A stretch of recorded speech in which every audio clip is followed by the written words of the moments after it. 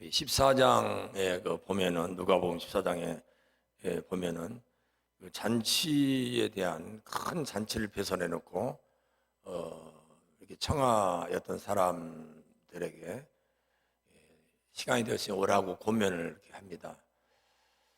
하지만 장가를 들겠다고, 그리고 밭을 갈러 가겠다고 이런저런 이유로 이 청함에 거절을 합니다.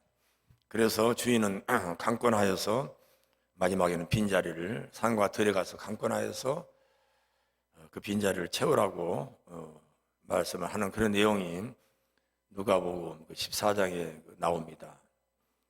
우리들이 이제 19장에 아마 11절 이후로 이제 열무나 비유가 나올 것이고, 우리가 지난번에 마태복음 25장에서 달란트 비유를 말씀을 이렇게 들었는데요. 어느 순간까지는 저도 우리 성도님들은 진즉 깨우쳤겠지만서도 설교하는 입장에 있는 목사로서 저는 이 달란트 비유를 물량적인 것으로 생각을 하면서 머물러 있을 때가 이렇게 많이 있었습니다. 배로 5배로 남기는 5달란트를 남기고 2달란트를 4달란트로 이런 개념으로 생각을 했는데, 근자의 여러 이 정황들을 접하면서 다시 이 말씀을 깊이 묵상해 볼 때에 이 1달란트를 땅속에 묻어둔 그 종, 또 누가복음 19장에서는 한 문화를 그 수건에 이렇게 그냥 감춰둔 이 부분을 어떤 장사에서 뭐 배로 남겼느냐 손해봤냐 하는 그런 개념보다는 한 생명에 대한 자기 자신이 구원받은 사람으로서 공간적인 개념에 예수 믿고 죽어서 천당 간다 하는 그 천당, 그 장소, 공간적인 그 개념에 머물러서 나는 예수 믿고 죽으면은 천당 간다. 그러니까 이 세상에서의 어떤 열매나 하나님의 선한 뜻을 이루어드리면은 큰 상관없이 우리가 예수 그리스도를 영접하면은 우리는 다 죽어서 천당 간다. 그런 신앙 고백적인 차원에서 이 1달란트를 받은 사람, 한 문화를 받아서 수건에 그냥 감춰둔 이 약하고 게으른 종의 모습은 바로 이런 모습이 아닌가 하는 생각을 해봤습니다. 자기만 구원받은 것으로 족하고 만족하고 나는 예수 믿고 구원받았는데 하는 그 고백에 머물러 그 한 생명도 우리가 구원하기 위해서 도전하지 않는 5달란트를 배로 남긴 그 종은 즉시로 나갔다고 했습니다. 그리고 2달란트 받은 자는 그런 내용이 들어있지 않지만서도 우리가 좀 관심을 갖고 추스러 보면은 집에 있는 사람이나 또 어떤 가까이에 일상에서 만나는 사람들에게 예수 그리스도의 복음을 전도한 그런 이 어떤 장사, 그런 정도의 이 복음 전파였다면은 5달란트를 남긴 한 문화로 10문화를 남긴 그 종은 즉시 나가서, 말씀이 떨어지자마자 즉시 나가서, 그럴 때 마치 사도행전 9장에서 담에색 도상에서 부활하신 예수님을 체험한 사도 바울이 그 즉시로 예수를 그리스도로 또 예수를 하나님의 아들로 즉시로 전파한 것처럼, 그래서 그 작은 일에 그 충성한 그 즉시로 그 뜨거운 복음에 대한 열정을 전함으로 사도 바울은 참으로 최고의 그 전도자로서 그가 그토록 유대인들에게 대한 집착을 하고 그 혈육에 대한 구원에 관심이 온통 집중됐지만서도 끝내 성령의 이끄심 속에서 그는 온 세계 만방 이방인들에게 복음을 증거하는 이방인의 사도로 우뚝 설 정도로 그 시작점은 바로 다메섹 도상에서 자기 스스로가 은혜를 받은 순간, 부활의 주임을 체험하는 순간 즉시로 예수를 그리스도로 전파했던 그의 그 신앙 고백이 바로 마태복음 25장에서나 누가복음 19장에서의 5달란트 비유, 또 10문화를 남긴 이 종이 즉시로 예수를 그리스도로 복음을 전파하는 그 모습에 반해서 1달란트를 땅에 묻어준 그 종, 또 1문화를 수건에 그대로 감추어둔 이 종의 태도는 복음 전파에 있어서의 자기 스스로의 구원에 만족한, 자기 스스로가 예수 믿고 이제는 죽어서 천당 가는 그런 상태에 머물러 있는 경우가 아닌가 하는 생각을 해보게 되었습니다. 그래서 14장에서 큰 잔치를 배설했지만서도, 초청을 받았지만서도 나에게는 초청장이 있는데 하면서도 더 현상적인 이 세상 속에서의 바가는 일, 장가가는 일, 이런 일이 우선순위가 되어서 진정한 그 청함의 자리에 가야 될 그 복된 자리에는 가지 않고 기피한 모습을 14장에서 그리고 있지 않는가 하는 생각을 해봅니다. 오늘 본문 말씀 15장에서는 먼저 잃어버린 한 마리 양에 대한 이야기가 나옵니다. 저는 그 한 마리 잃어버린 그 양을 생각하면서 그 예수님의 그 사회성을 생각을 해봤습니다. 다시 말해서 예수님께서 왜 높고 높은 보좌를 버리고 이 땅에 오셨을까? 오셔야만 했을까? 사람의 모양으로 이 세상에 오셨을까? 그러니까 예수님의 그 사회성은 높고 높은 보좌에서 하나님께 창조한 이 피조 세계를 컨트롤하는 것이 아니라 직접 이 세상에 오셔서 이 세상 사람들과 이 세상의 정치와 이 세상의 문화와 이 세상의 종교와 여러 이 세상의 사람들의 삶과 함께 공유하면서 세상 사람들과의 이 관계성을 갖는 그런 예수님의 그 사회성, 이 사회를 향한 예수님의 성향이 아닌가. 그러기에 예수님께서는 높고 높은 보좌를 부르고 이 땅에 오신, 성육신하신 목적이 아니시겠는가. 그래서 예수님께서는 오셔서 이 세상 사람들의 터부시하는 가난한 자, 병든 자, 고아, 과부, 어린이, 이렇게 여자, 당시에 대대로 역사적으로 소외계층에 있었던 사람들을 만나주고 병든 자, 신음한 자, 가난한 자들과 함께 걸으면서 그들에게 위로를 마다하지 않으시고 그들과 동고동락을 하고 죄인 세리들과 함께 식탁교제를 하면서 그들을 위로한 그런 예수님. 그렇다고 해서 그런 소외계층, 나약한 사람, 연약한 사람들만을 위해서 예수님께서는 모든 생애를 바친 것이 아니라 마지막 그는 빌라도의 법정에서 그는 최고의 권위자, 최고의 정치적인 권력자 앞에 서서 당당하게 하늘의 복음을 말씀하시고 당당하게 하나님의 진리를 선포하시고 하나님의 아들로서 하나님으로서의 그의 입지와 정체성을 대변하는 예수님은 정말 이 세상에 그 누구하고도 두루 관계를 하면서 세상의 모든 죄인과 나약한 자와 소외된 자들과 정치의 핵심부, 권력의 최고의 중심부까지 들어가셔서 예수님께서는 직간접적으로 하나님의 나라를 선포하셨다. 이것이 바로 저는 예수님의 사회성이다. 예수님께서 이 세상을 향한 세상성이고 이 세상을 향한 사회성이다. 그러기에 우리 예수 믿는 사람들은 어떻게 사회생활을 하고 어떻게 우리는 관계를 가지면서 우리들은 예수님, 하나님을 예배하고 신앙생활을 해야 될 것인가에 대한 답을 저는 오늘 본문 말씀을 통해서 얻고자 하는 것입니다. 또 여러분들과 함께 나누고자 하는 것입니다. 잃어버린 양 한 마리를 찾기 위해서 저는 그 목자는 어디로 갔을까 그런 생각이 들었습니다. 수많은 짐승들이 우글거리는 그러한 들과 산과 사람들의 발걸이 덜한 그런 어찌 보면 위험천만한 곳을 그 발걸음을 향하지 않았었겠는가 하는 생각을 해봅니다. 그러기에 이 목자는 잃어버린 한 마리 양을 찾기 위해서 때로는 그 답답한 나머지 만나는 사슬림에게 또 만나는 고라니에게 너 혹시 내 이렇게 생긴 양 못 봤냐?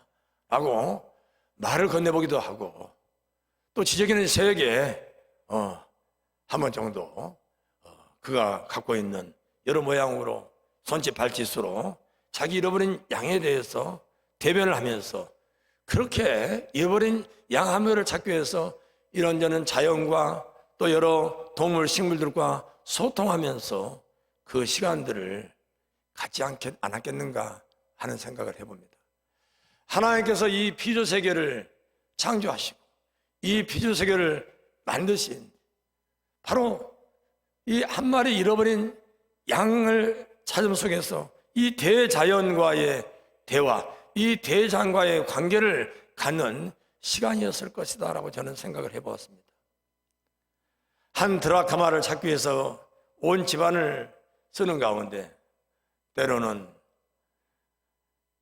자기 아이의 또 먼저 돌아가신 자기 남편의 아내 일기장을 발견할 수도 있었을 것이고 맨 처음에 자신들이 첫 출발하는 돌반지를 갖다가 발견할 수도 있었을 것이고 먼지 자욱감 켜켜 묵은 사진 한 장을 발견해서 그곳에 담겨있는 추억들을 곱씹어 볼 수도 있었을 것이고 온통 한 드라크마를 찾기 위해서 온 방을 뒤지면서 찾으면서 그때 그 심정은 온통 가족, 그 가정 구석구석에 담겨져 있는 지나온 세월들에 대한 그 때묻은 정과 사랑을 저는 느꼈으리라고 생각을 해봅니다.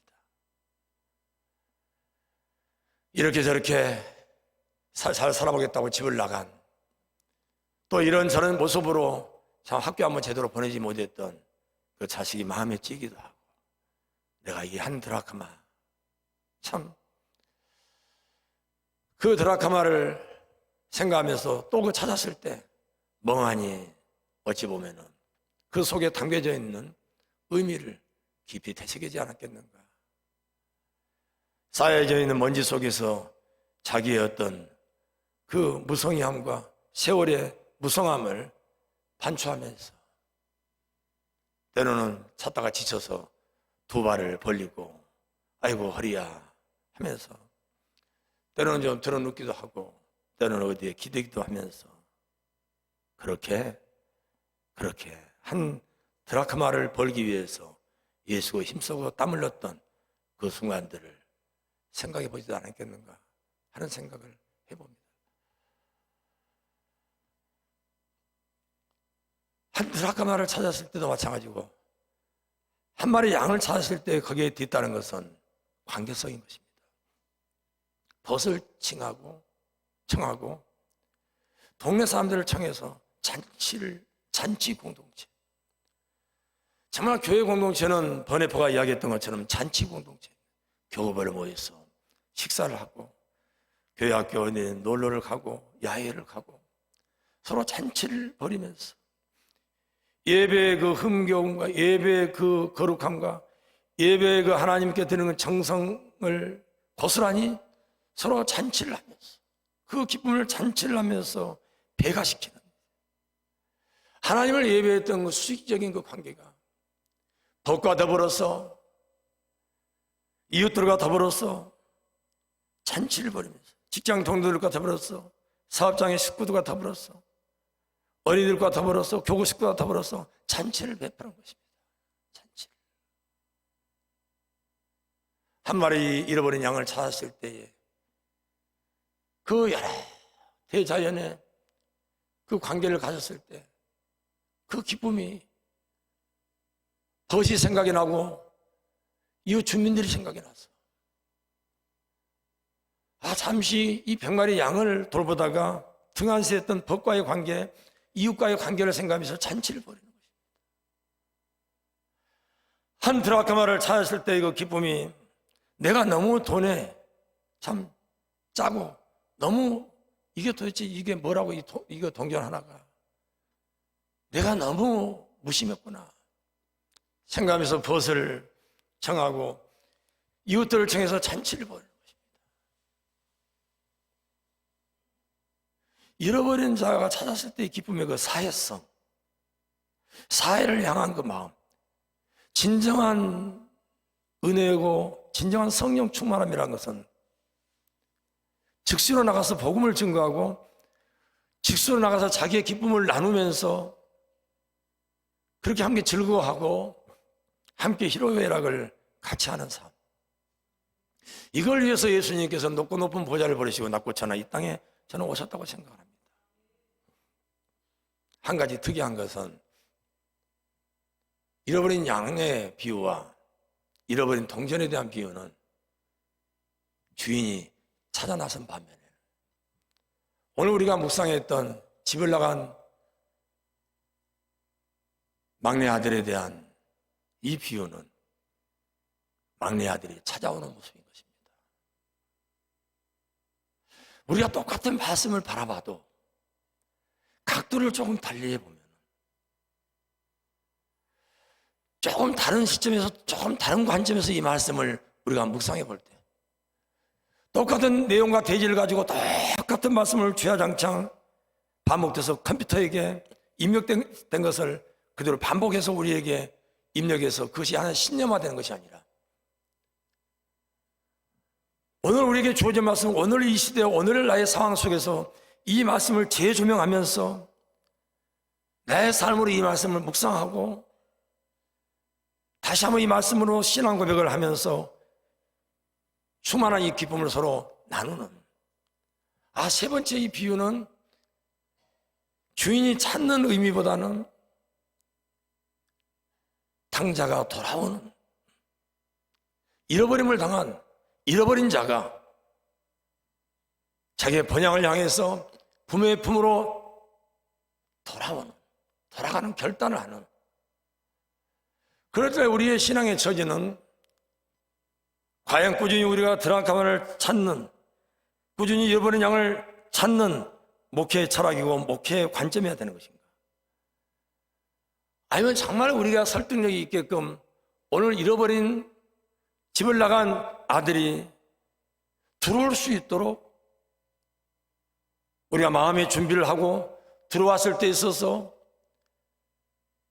아무런 불평불만 없이 더 따뜻하게 맞이해 줄 수 있는 그런 우리의 마음가짐, 그런 우리의 사회성, 그런 우리의 진실성을 우리들이 갖는 것이 더 소중하고 중요한 문제가 아닌가. 찾아 나서는 것도 중요하고 찾는 것도 중요하지만 이제 이 세 번째 대목은 스스로가 찾아올 때 우리들의 태도는 어떤 태도인가? 맏아들의 첫째 아들의 그 태도인가? 그런 태도를 우리가 가지고 있을 때에 적어도 아버지의 그런 자세, 그런 마음을 가지고 있어야지 첫째 아들, 맏아들의 태도를 우리가 가지고 있을 때라고 한다면 얼마나 큰 용기가 필요하겠는가. 둘째 아들에게 있어서 얼마나 큰 용기가 필요하겠는가. 오늘 그래서 본문 말씀은 굳이 어머니와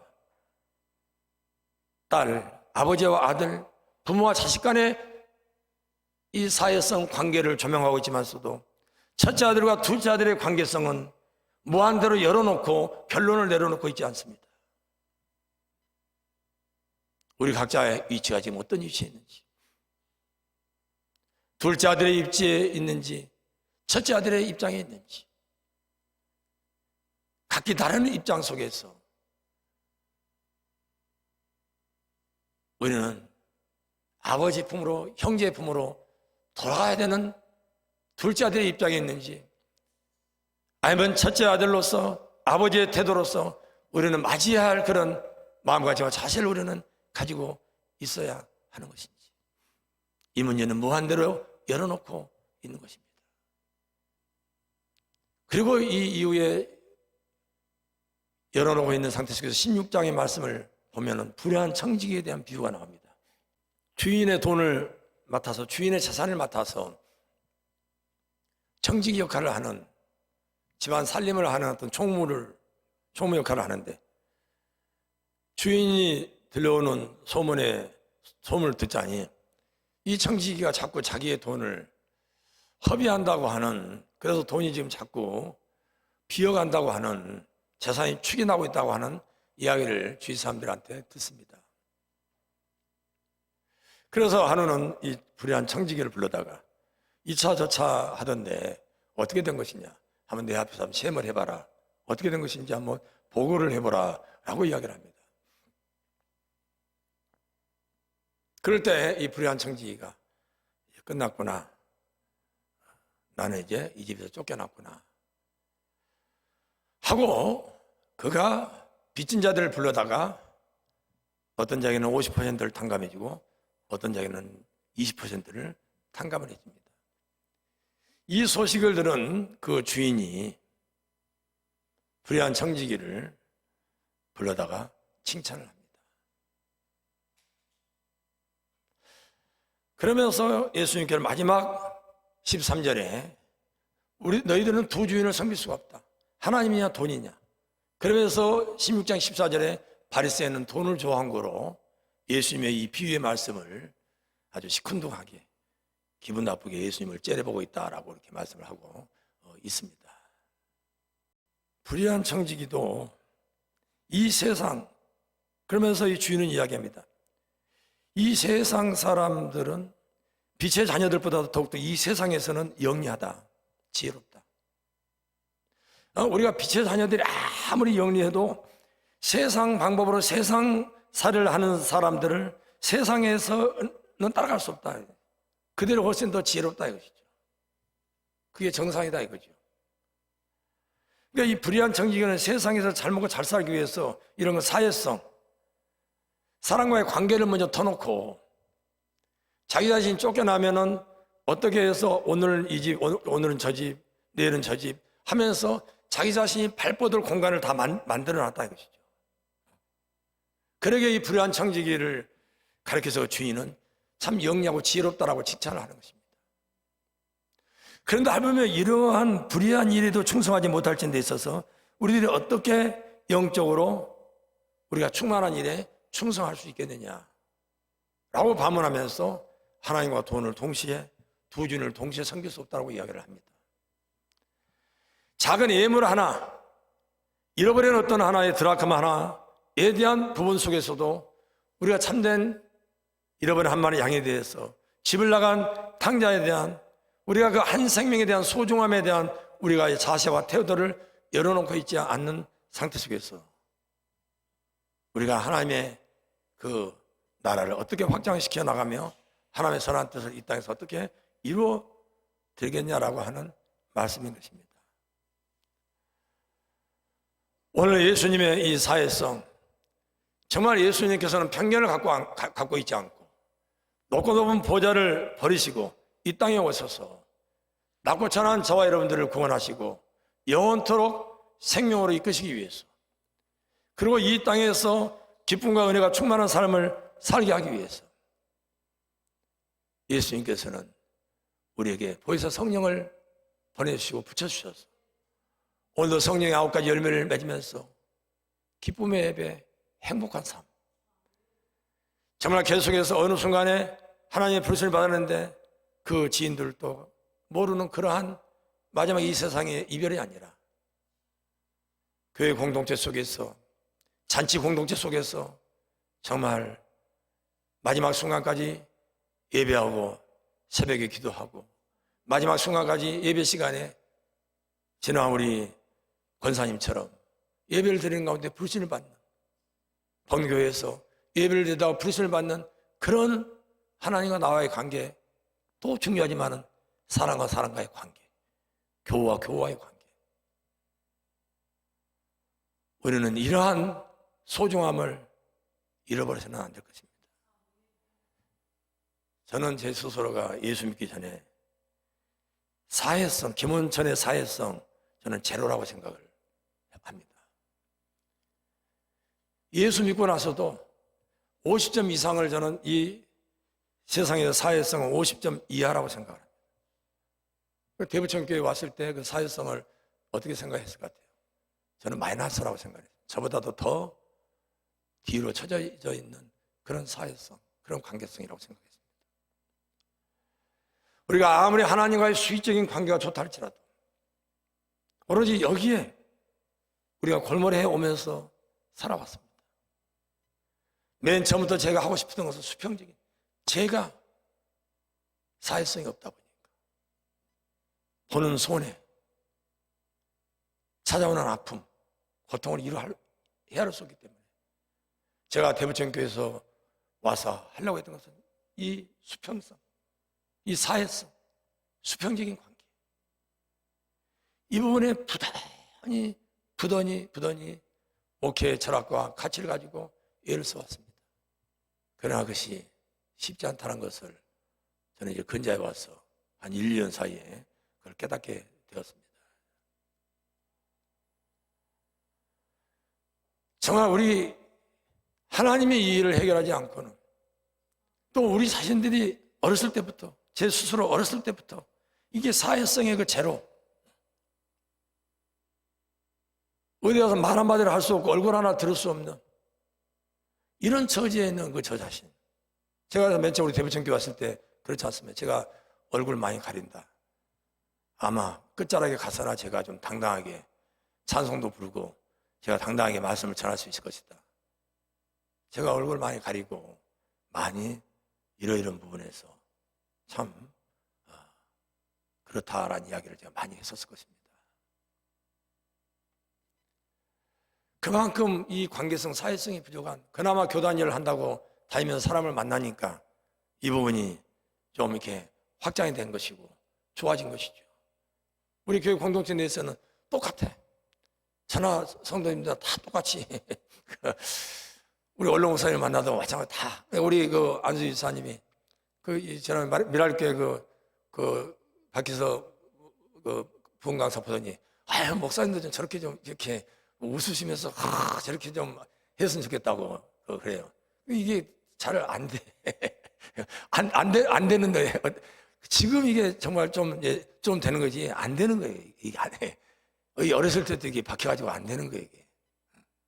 그러니까 지금은 뭐 이리저리 뭐 장로님도 얼마나 많은 분들이 문자 오고 그냥 가고 오늘 저는 하나님과의 이 관계성을 우리 자신들이 사랑과 사랑의 관계성으로 확산을 시켰어.